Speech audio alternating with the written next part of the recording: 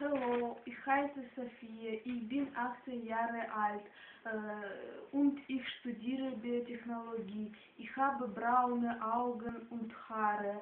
Mein Hobby ist mit Freunden ausgehen und in die Disco gehen. Ich habe eine große Familie. Da sind mein Vater, meine Mutter, mein Bruder, meine Schwester.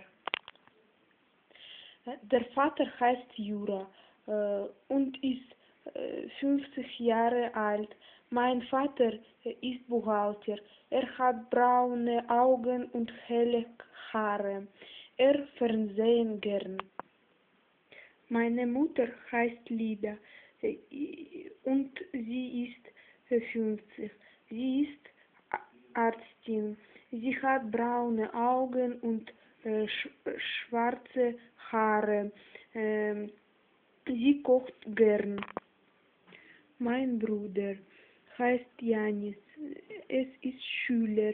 Es ist 15 Jahre alt. Er hat braune Augen und schwarze Haare.